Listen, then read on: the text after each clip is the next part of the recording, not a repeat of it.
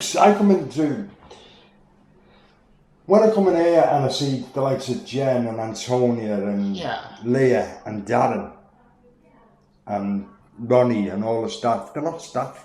No. They're not even friends. They're family. Yeah. I said to my neighbour downstairs, John, this morning, I'm going into town, I'm going to big issue. He said, who's in there? My family.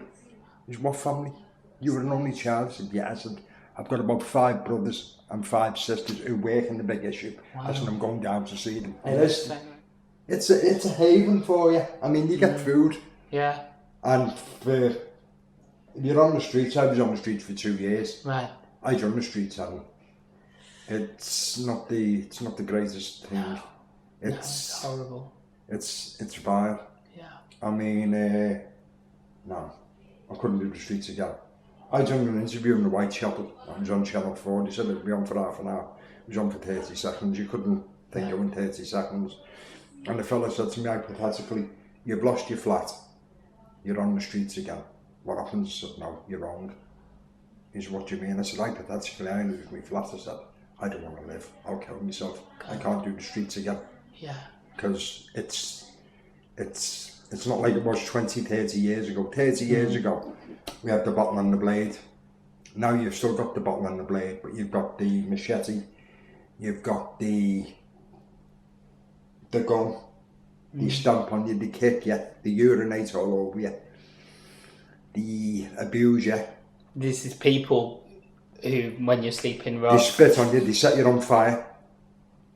It's just vile. Have you heard of things like that happening? I've seen a fella come into the Whitechapel. I won't give his name because obviously. Of course not. And he come in and he was a drinker. He's done time in prison. And he come in and but we were in the alcohol awareness. And he come in. He always, when he goes in anywhere, he put his hands on the table. And this day he didn't. He put his left hand down, but his right one was in his pocket. And I looked at him, kept staring at him. I said, what are you looking at? I said, what's up with your hand? You cut it? So he said, no. I said, put it on the table. He said, I said, put it on the table. There's nothing wrong with your hand, put it on the table. I said, oh, tell you what, let's go out for a smoke.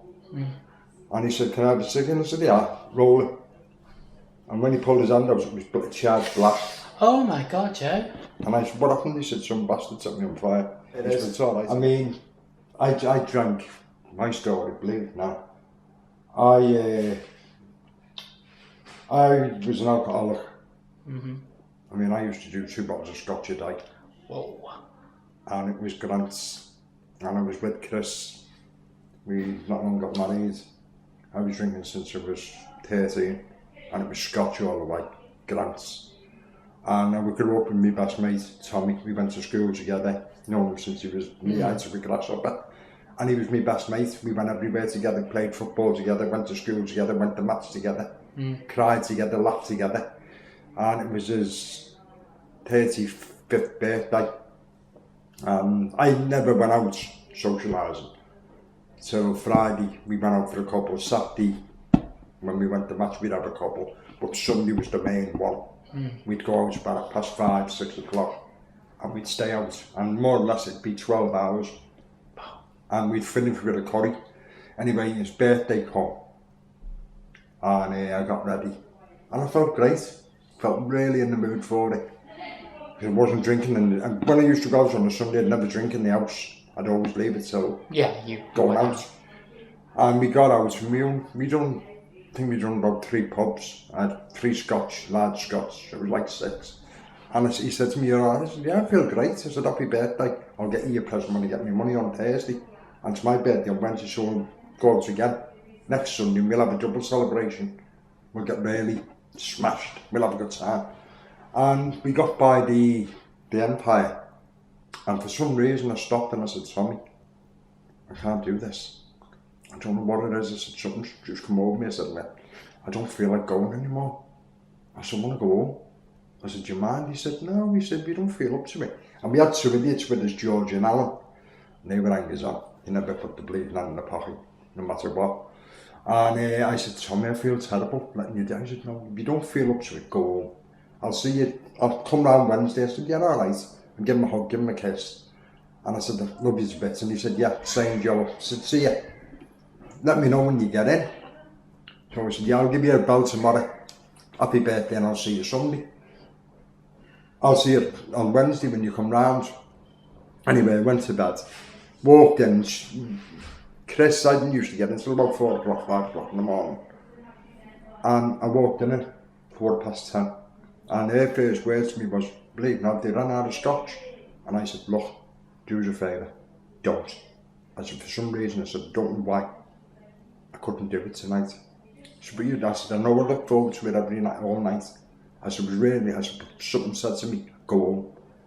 I said, no, I'm going to bed. I said, do us a favour, when you come up, don't wake me. I just want to go to sleep. Anyway, about 3 o'clock in the morning, there was a knock at the door. And her mother was suffering from Parkinson's. And I said, there's a knock at the door, come see what it is, will you? And she said, well, you go, might be about me mum. I said, oh, for Christ's sake. I said, you can't even have a bleeding sleep in this bleeding road. So I went down, put me dressing gown on, and 2 coppers standing there. And I said, yeah. He said, Joe Gaskell. I said, yeah, what about it? He said, you've got to come with us. I said, no, I haven't done anything wrong. Do us a favour, just piss off and come back tomorrow. He said, no. He said, you've got to come with us. I said, why, what have I done? He said, you've done nothing. He said, but your mate, Tommy Jackson. I said, oh Christ, what have you done to him? Took him to St Anne Street and gave him a kick. So he said, no. He said, but he is in hospital. He's in the Royal, and apparently he's in a bad way. So I said, will you give me 10 minutes, please? I ran upstairs. She said, what's going on? I said, I've got to go out. I said, why? I said, I've got to go to the hospital. Tommy's in hospital. Apparently he's in a bad way.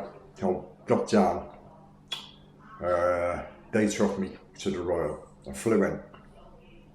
Got up to the ward where he was. He had old tubes all over him. He's on the life support machine. And the doctor came on and said, what is it? He said, we don't know. We haven't got a clue. He said he was in town in a pub.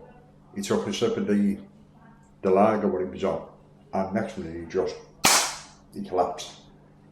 The 2 idiots that we go out with thought he fell asleep and decided to walk out the door and left him. It was the barmaid who noticed that he was out for about 5 minutes, and she got the ambulance. So I went in and I said to the nurse, you'll be alright 1 week? She said, yeah. Anyway, he woke up about half an hour later, and I said to him, alright. He started to cry. Where am I? I said, you're in the Royal. I want to go home. I said, no, you've had a bad pint or you've had something, and I haven't agreed with you. You're in the best place. What are you crying for? I'm here. I'm not going anywhere. I'm staying with you. I'll be here all night with you. I'll hold your hand all night. And next minute, as soon as I said I'll hold your hand, he flatlined. And I'm sitting there with his hands like that, holding on to him tight, and about 6 of them just rushed in. You've got to get out now, get out now. And you can smoke then. I said, it's 25 years ago. And I went outside, and I was like an expectant father. I was smoking up and down the ward. And about 15 minutes later, the doctor came out and he had his head down. And he just came over and he said to me, I'm awful sorry. And I said, you what? What do you mean you're sorry? You're awful sorry. He said, your friend died 5 minutes ago. I said, you're joking. It's his birthday, you don't die on your birthday. He's only 35, what is it? He said, we don't know. They done a post-mortem on him. He had cirrhosis of the liver and didn't know it. 35. Apparently he'd had it for about 12, 18 months and he didn't know it. And I went home. So was it just one drink too many, essentially? Must have been. I went home. I walked from the Royal. Jesus. I walked, got in about half past 5, 6 o'clock in the morning. And I got on the couch and I broke my heart crying. And she brought the 2 whiskies out for me. And I just took one look and I said, do us a favour. I said, what? I said, get that shit on my way. Poured it down the sink. No. Yeah. I don't want it. I don't need it. He said to me, why, what is it? I said, Tommy's dead. And she just looked at me. She thought it was, I'd had one she mentioned me. No, I said, he's dead. I said, he died in my arms. I said, he flatlined, I said.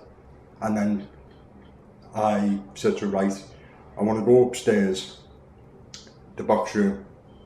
You've got the key to the door. You lock me in there. You don't come up for 3 days. I don't want to see you for 3 days. I don't want to see you till Wednesday. I said, I want the door locked. No matter how much I kick, scream, shout, you don't open that door. You leave me. I said, I'm getting off this and I'm going to do it the hard way. I don't want any help.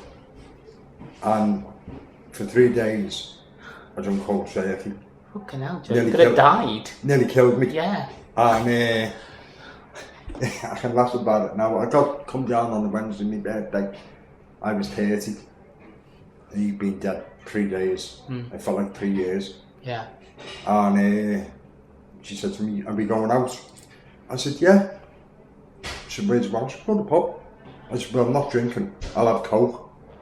And I was gambling. I was drinking. She sent me out with £85 to pay the Telly West cable. That was 15, 16 years ago.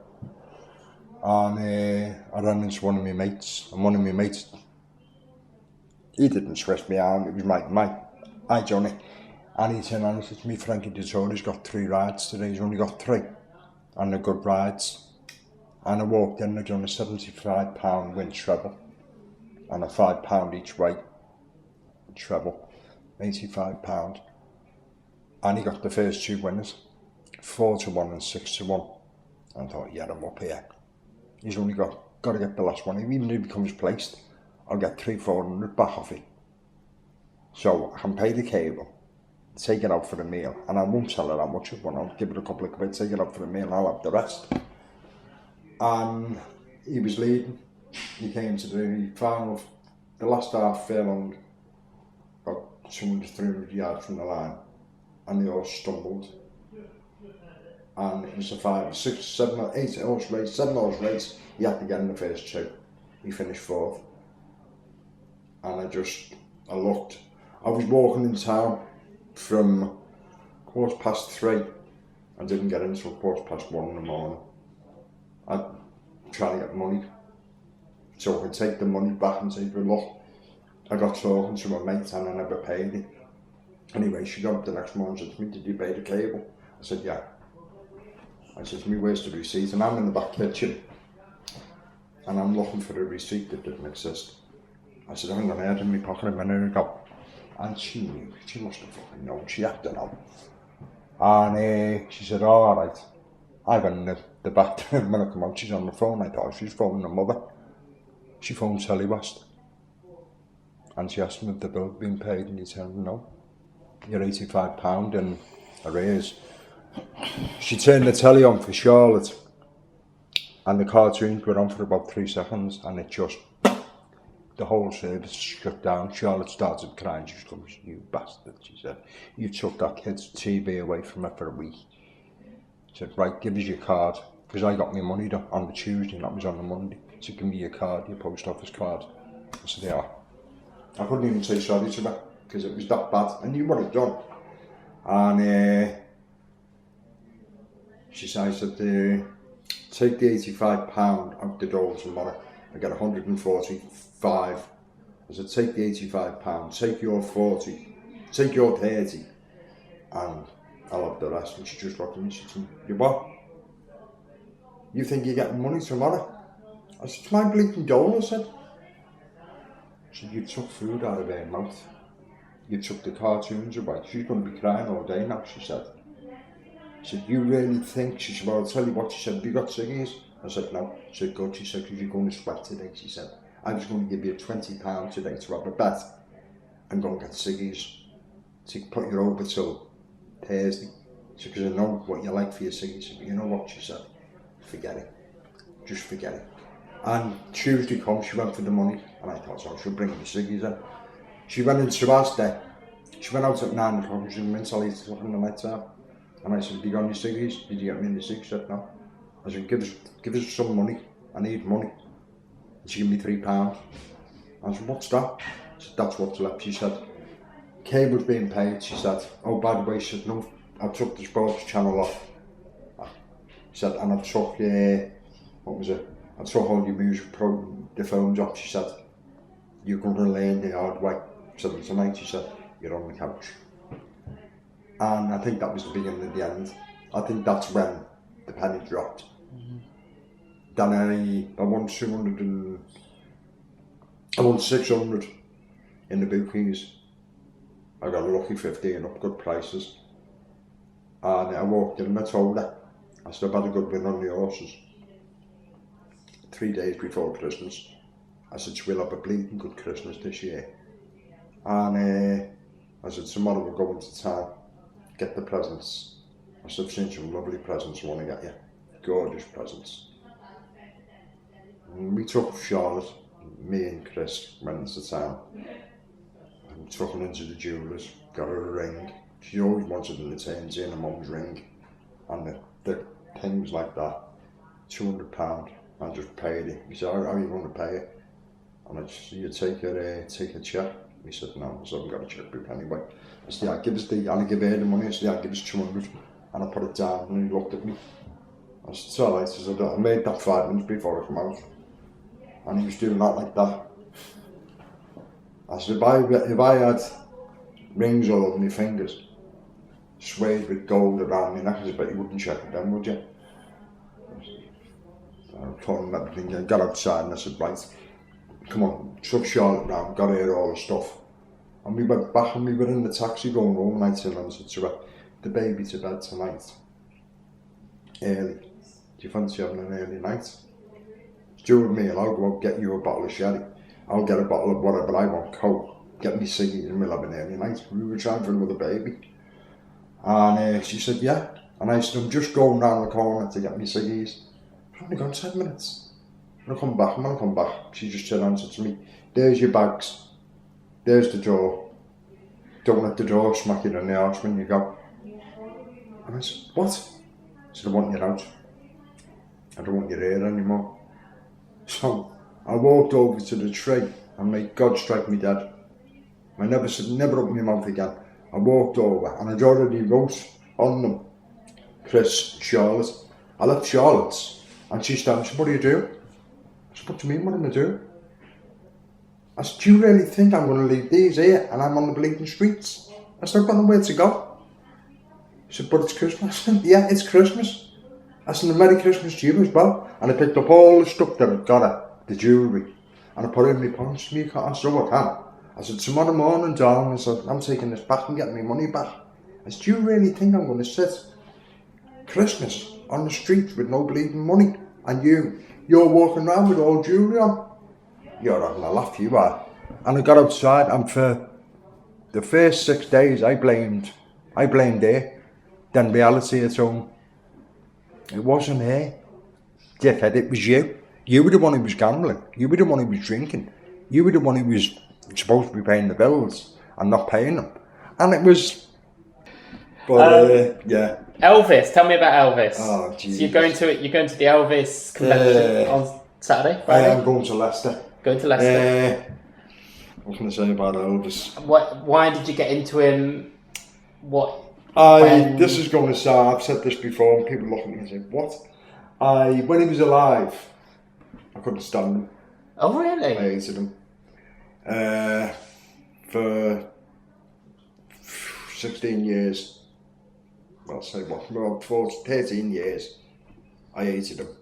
He couldn't act, he couldn't sing, he couldn't dance, he was the most overrated fucking pop star.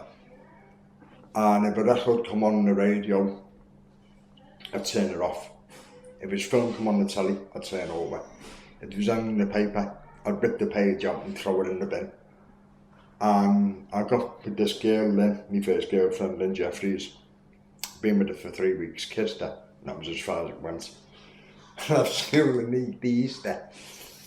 And she was still at school actually, she was only 15. I wonder where she is now. And we got to, one of my mates said, there's a disco man, what going? I said, when is it? And it was on a Tuesday. And you normally had it on a Friday or a Saturday, but it was on a Tuesday. So he said to me, come on, we'll have a laugh. You've 2 tickets going, do you want me to get you? I said, no, I won't go myself. And what about Lynn? I said, she won't go to disco with me. I said, fucking, I've only been going out with 3 weeks and I've only kissed her.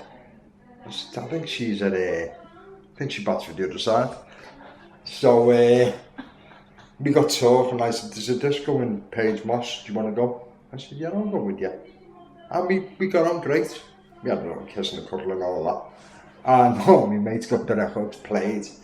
And about 5 to 10 o'clock, she turned around and said to me, you haven't asked for the record to be played for me? And I said, all right, I told him, no, what do you like, who do you like? And I thought she'd say Mud, Jackson 5, because I was into all my soul music then, Diana Ross, Supremes, Meatloaf, whatever. And she turned around and said, I like Elvis. And I said, what, Costello? I said, I never really got into his music. And she said, no, the other Elvis. And I said, Elvis who? And she said, Presley, my heart sank. Oh, fucking hell, not him, and but him. Please God, not him. And she said, will you get me a record? And I said, yeah, I'll get you a record played. And I walked over. Fucking head was on the floor. It just looked like she ripped me heart out and threw it on the floor. And I just walked over and said, do us a favour, will you? I said, it won't make any fucking difference about tonight. I said, I'm not going to get anywhere with it. I said, I'm ending it tonight anyway. I didn't know she liked them. So he said, what? I said, will you play an Elvis Presley record for me, my girlfriend? She's mad about him apparently. And he said, no. I said, what? He said, the only time I'll play his music's when he's dead. And I said, well, yeah, I agree with you, but come on, just for me. I said, I'm helping a fella mate out, if you get me drift. And he said, no, I'll only play his music when he's dead. So I went back and I didn't tell her that. I just said, he hasn't got any Elvis. He doesn't, apparently he doesn't carry any Elvis. He's not the in thing at the moment. I said, he's going on his break and he's going to play his, I think it'll be Stylistics or whatever. I said, but we'll have a dance. I said, no, by the way, I'm not doing all this bleeding crap. I said, you put your arm on my back, I'll put my arm on your back and we'll dance the old fashioned way. Like they did in the 40s, whatever. And she said, yeah, all right. And we walked to the floor. And I always remember she put her arm here and I put mine on the back and we were just getting ready. And all of a sudden, yeah, dum, dum, dum, dum, and I stopped. She's like that. And I walked, and she said, where do you got something back in a minute? And I walked on, I wasn't that fucking there. I knew it was an Elvis one. And I walked on and said, what are you doing? He said, I'm playing Elvis. And I said, why? He said, he's dead. I said, well, hang on, whoa, go back up, go back a bit.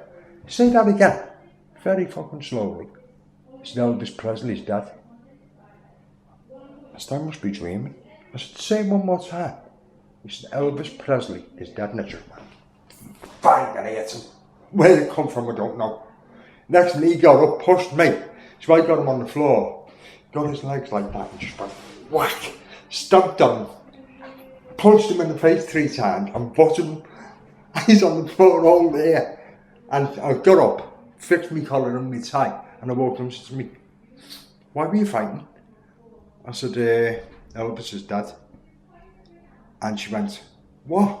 I said, Elvis is dead. She turned around, smacked me face and went, you're sick, you need help, she said, and take me home. She said, you've ruined the night. She said, yeah, I can understand you don't like the man, she said, but to say he's dead, she said, you're taking it a bit too far, that's sick. You need help, you really do need help, she said. I said, he's dead. And she started crying. So we get in the car, the taxi. It's 1977. It's about just getting on for 11 o'clock. And we get in the car and the fella starts the car, but he goes, I said, hang on mate, leave the radio will you? Is that on city? He said, yeah. I said, just turn it up a bit. So we said, but I always turn it, I said, no, just leave it on, I want to hear something on the news. I said, just heard something, I want to see if it's, I said, I don't think it's true, I think it's a bleeding hoax. Anyway, she's calmed down now. So I've got my arm around her. And I'm there. Yeah, you must be really upset. Oh, shame. And next one, Deborah 11, I can always remember the exact words. 194 Radio City, 11 o'clock. Radio City, in the heart of Liverpool. Elvis Aaron Presley, the king of rock and roll, and she was going. I said, oh, shut up for fuck's sake, what are you doing me head in? I can't. Did you know him? Did your mother know him? Did he owe you money? Did your mother know him when she was young? And I said, do us a favour, mate, take her to St John's, will you? Drop her off, and will you take me to Woodford Crescent? And I paid him the money. Oh, another great fucking night over. So I walked in, and my mum, God love her, she was on the couch, and she burst words out of her mouth, not how are you? Oh, have you had a nice night? Have you read the news? And I said, what? I said, it's a hoax, isn't it? She said, no, she said, apparently he died in his bathroom. So I said, it's got to be a hoax. I said, he hasn't had a fucking hit record since Donnelly died. So I said, I'm going to bed. Next minute the phone rang, and it was Tommy. And Tommy turned around and said to me, I know you don't like him. Have you got a radio? I said, you've got fucking well, I've got a radio cassette. He said, right, get your headphones, turn it to Luxembourg. I said, why would I want to turn it to Luxembourg? I don't like the fucking man. I can't stand him. I'm fucking glad he's dead. I said, make it some peace now. So anyway, I turned it, done what he said. He said, for me, just listen to his music. You've never listened to his music. You've said that yourself. I said, all right, I'll do it. Anyway, I turned to Radio Luxembourg and Tony Prince was on. I didn't know at the time that he was an aficionado on Elvis. He knew everything about the man. And he said, about 11:30, good evening. If you are expecting jazz for the next 5 to 6 hours, you're going to be fucking disappointed tonight, because it ain't going to happen. Tonight we're going to play tribute to the man who, the king of rock and roll. He said, for the next 6.5 hours, I'm going to play every Elvis record that I can get my hands on. He's never played the same song over and over, he said. Don't phone up and say you're playing the same record. He said, I'm going to play as much Elvis in the next 6 to 7 hours, he said, that I can cram in. I'm going to tell you stories about the man. He started making the man. Oh, this is going to be fucking boring, this. So I put the headphones on and I put the tape on. Why? I still don't know. Anyway, I done it. And my dad got up Wednesday morning to go to get the papers. He come in, shut the door, and I woke up and he said to me, have you been up all night? And the headphones were like that. I fell asleep, but the radio and the tape was still going. I've said the last 37 years, the night Elvis died, somehow, somewhere, between Graceland's, Memphis, Tennessee, the Baptist Memorial Hospital in Memphis, Tennessee, and Aiton Page Moss Woolford Crescent, Page Moss Comprehensive, he touched me that night. You don't go around hating someone and then 2 days later go out and spend £150 on someone you don't like. And my love affair with Elvis started in it. It's the night he died. The night he died. I mean, I've had more fights over Elvis than anything. Defending Elvis's name. I smacked the fella in Matthew Street talking about John Lennon. He said, greatest singer. And I said, no. He said, John Lennon. I said, piss off, greatest singer, my ass. I said, couldn't hold a note. Somebody said, he is. I said, how many number ones he had? He said, 15. I said, fuck off, 15. The Beatles didn't even have 15. Where are you working? So I said, I'll tell you the greatest singer in the world ever. Elvis Presley. Yeah, if you like burgers. So I just said to me, mate, I'll be back in a minute. I said, all right then, smart ass. What was Lennon's last hit? So he turned around and he said, what? I said, what was John Lennon's last hit? He said, Imagine. I said, no, it wasn't. It was The Floor. He said, what? I said, it was The Floor. I said, why did John Lennon get shot? So he turned around and he said, what? I said, the question's easy. Why did John Lennon get shot? So he said, because it was Chapman wanted to kill him. I said, no. I said, the reason Lennon got shot is because Yoko fucking ducked.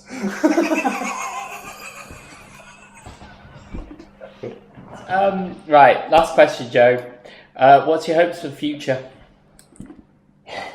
I know what I'd like to get up tomorrow morning, turn the radio on, and hear the news people, or the news reader, or even turn the telly on and hear the news reader say, it's over, homelessness is over, it's gone. It ain't going to happen, not in my lifetime. It might happen in the years to come, after we've gone, please God, that it will, one day it will end.